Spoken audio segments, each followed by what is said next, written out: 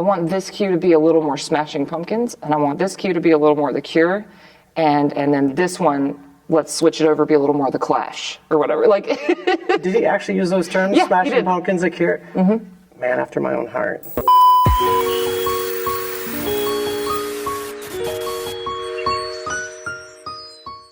I was doing a little research about you, and I found some interesting facts that I didn't know. You're a musician. Yeah. You play the drums. I do, yeah. And you were in a CCR tribute band. I found that so crazy. It's so random. How did you find that out? You had an AMA you did some 4 years ago on Reddit. Oh, right, So, yeah. It was when we were in high school, me and my friends, yeah. Okay, so best CCR song. Looking Out My Back Door, probably. Nailed it. Perfect. So cool. How many years did you do that? You said you're in high school when you did it? Yeah, I haven't been in, like, legit in a band in a long time. That was the last time I was solidly in a band. So I'm just a rogue drummer. And cosplay. Yeah, I used to cosplay a long time ago. Wow, you dug deep in my Instagram. Yeah, I used to cosplay all the time before I got busy with working in anime. I've always loved anime, and I've cosplayed all of the Sailor Senshi. So No way. It's forever ago. So you're not showing up at cons like in costume and confusing people so they can't find your celebrityness? Oh my God, you would be surprised. People don't recognize voice actors at cons. It's happened like once. Well, you know that happened a lot with a lot of major actors like Nathan Fillion was known for doing that. Right, he's kind of iconic looking. Yeah, but he would go to conventions in costume so people couldn't find him. That's cool. Like that. Yeah. So none of that, huh? Okay. No, if I did, I wouldn't tell you. Right, exactly. So, you mentioned always an anime fan. What'd you cut your teeth on? Definitely Sailor Moon. My favorite that wasn't like readily accessible on Toonami was Baccano. That's always my favorite. You know Baccano? Yes, of course. So good. It's so good. One of the best dubs I think ever produced. Brian Massey. Yeah. Oh my God. Love right? him. Give him his flowers. Tell me about Pete the Barn Pete Cat. the Barn Cat. That was my first professional theater job. It was a 9-month tour of a musical version of the Hank the Cowdog books, which I grew up with, and I think a lot of people in Texas grew up with. I think they're kind of a Texas thing. I think it might be a Texas thing. I had not heard of it before. Well, I didn't grow up in Texas, but I grew up with Hank the Cowdog. It's a series of books that are about dogs and cats on a ranch, and we did a musical adaptation of it and toured it all around Texas. Right when I moved to Houston, it was my first like professional acting gig. Your first character, big role that you kind of felt like, I am officially an anime character. It's one that like very rarely people ever bring up to me now, but at the time I was, Leila from Chaika, Coffin Princess. It was forever ago. It was after that one that I started actually feeling like, oh, I'm a character that's like on the, I don't even think she was on the cover. I think she was on the back cover. But that was a big milestone for me. And there wasn't any like merch of her or anything, but I would always try to find fan art and stuff. I'd get really excited about. When you started into voice acting, what is the first real big challenges that you sort of ran into? For anything that's dubbed from another language has its own challenges. With anime, it's the animation is already done.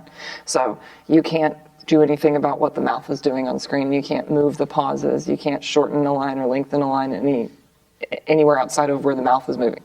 So you're really confined to giving your best performance that will still fit in we call them flaps, the mouth flaps. I think that was the biggest adjustment for me because I came from theater where you have to project to a room full of people and you have your face and your voice and your body and props and costumes to convey a character and convey a performance. And with voiceover, it's just your voice. And with anime dubbing voiceover, it's just your voice in this animation, like this number of syllables. Very small window to get it right. Yeah, exactly. So, what an average number of takes, what would it be to get a line? I've been doing it for over 10 years, so I can usually knock out a lot of stuff on the first take. It really it depends more on the script than the actor, I would say. If you have a good script that's written by someone who's experienced and has a sense for how something's going to be read in the booth, it will have a higher chance of fitting the first time. I like to say that I get stuff done pretty quickly. I'm one of the faster actors, I think, but that comes from doing it for a long time. I would say that there's some shows where there's that extra little bit of care taken, that extra little bit of like, oh, let's get this just right. Let's like give this another flavor. You know, there's times when you can take your time and play and explore, and let's try that a different way. And then there's times when it's like, we got to go.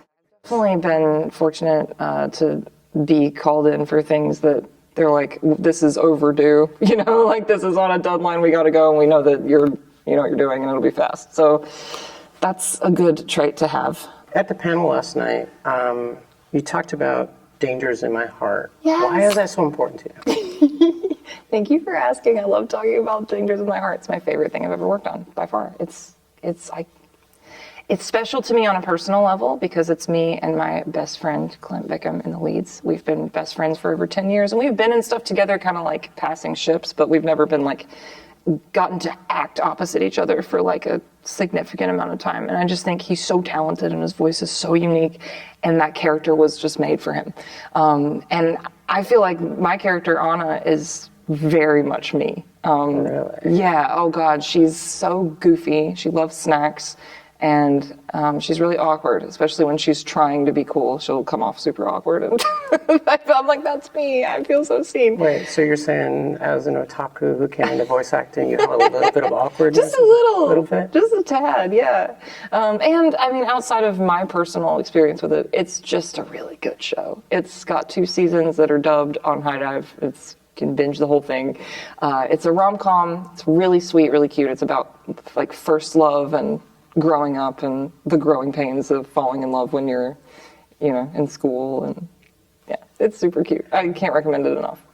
Fabulous. Yeah, it definitely has a pretty strong following. People talk about it a lot. So I have a friend that follows a lot of the romantic comedy stuff. It's not as much in my wheelhouse. I will watch them. Yeah. And that one's on my list because of strong recommendations from my friend who really follows a lot of that stuff. So, yeah. Your friend is right. Yeah, he often is. Charles, you're right. Thank you, Charles. So, here's the part where I would want to move into asking you to talk about something that maybe you don't get asked about a lot. Obviously, that's one of them. But is there anything else that you just feel like, man, I never really get asked about this, but I'd love to talk about it? Mm-hmm. Well, I did actually write dub scripts for over 10 years. You probably know that if you... I think you know that. But I've only recently kind of moved away from that and become full-time acting and going to cons. But I did that for over 10 years. So I know a lot about adaptation, I think. The sausage making. Yeah, how the sausage is made, exactly. I've worked on, hundreds of episodes of anime in over 10 years, and across all genres. I worked on One Piece for a couple of years, I worked on Black Clover for a couple of years, Haikyuu, quintuplets, a little bit of everything. Great properties. Yeah, so I think my favorite thing that I've ever gotten to write was I wrote one of Brook's songs in One Piece, the adaptation, the English adaptation. I didn't write Binks's Brew. That was actually my friend Clint. I wrote Let's Go Meet Master Cat Viper in English, and Ian did so good with it. He's next to me this weekend. His table's next to mine, and that reminded me I need to pop over and tell him how funny he was in that. That was great. I was like, yes. It's really fun when you get to write for an actor that's is good and is going to just crush it. So that's probably my favorite thing I've ever written. Very cool. Okay, last question. The role that you had the most fun playing with, you got a lot more room to play with than any other role. Was there any particular role that you got a lot more room to kind of play with and you just really enjoyed kind of getting in there and experimenting a little bit? I would say one of my favorites to play with was probably Natsumi from Date Alive. Because Natsumi, if you've seen the show, there's a capital version and a lowercase version, and she switches between sultry, adult, voluptuous woman and like teeny tiny, awkward little cringe lord. And so that one was really, really fun. Anthony Bowling directed that season 3 where she debuted, and he has such a way of like just speaking the actor's language. He'll go, okay, she has her monologue here. I want this cue to be a little more Smashing Pumpkins, and I want this cue to be a little more The Cure, and then this one, let's switch it over, be a little more The Clash or whatever. Like, did he actually use those terms? Yeah, Smashing Pumpkins, The Cure. Mm-hmm. Man after my own heart. Yeah.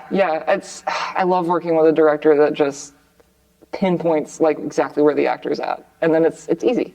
So yeah, Natsumi was all over the place, emotionally and comedically, and I had a blast with her, and Anthony was a big part of that.